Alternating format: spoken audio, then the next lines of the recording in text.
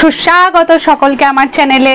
তো আজকে আমি নিয়ে এসেছি এলকেজি বাচ্চাদের অর্থাৎ 3, 4, 5, 6 বছরের বাচ্চাদেরকে আমরা কিভাবে বিভিন্ন সংখ্যা শেখাবো, কিভাবে ম্যাথ শেখাবো, কিভাবে শেপ শেখাবো সেই বিষয়ে বিস্তারিত আলোচনা করতে চলে এসেছি আজকের দ্বিতীয় পর্বে।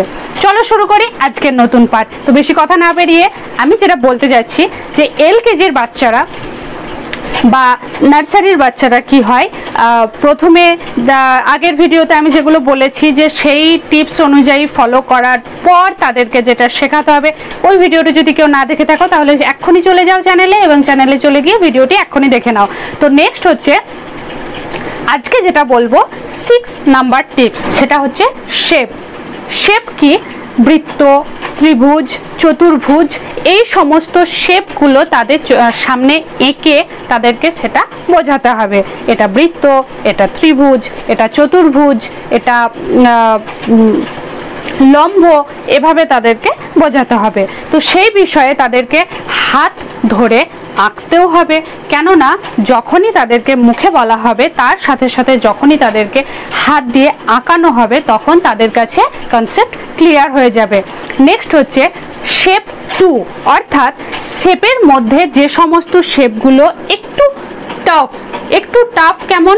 বৃত্তের মতো সহজ নয়, ত্রিভুজের মতো সহজ নয়, শঙ্কুর মতো সহজ নয়, সেই সমস্ত অর্থাৎ যে সমস্ত শেপগুলো দিতে তাদেরকে একটু কঠিনভাবে হাত ঘোরাতে হবে সেই বিষয়গুলোর কথা বলা হচ্ছে, যেমন স্টার, যেমন বল, এই সমস্ত ব্যাপারগুলো।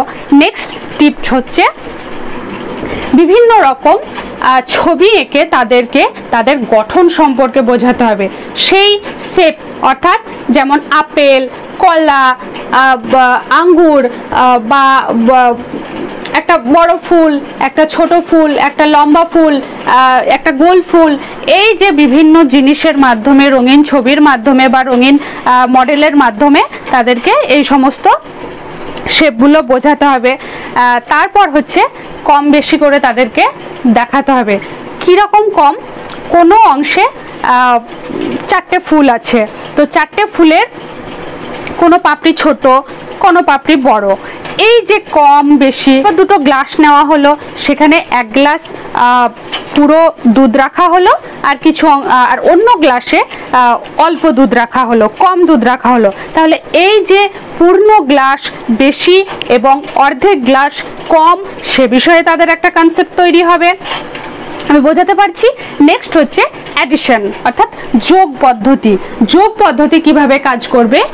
4টে ফুল দেওয়ার পর যখন আরেকটা ফুল তাদের সঙ্গে যোগ করে দেওয়া হলো, এভাবে তাদেরকে সাইন চেনানো যাবে।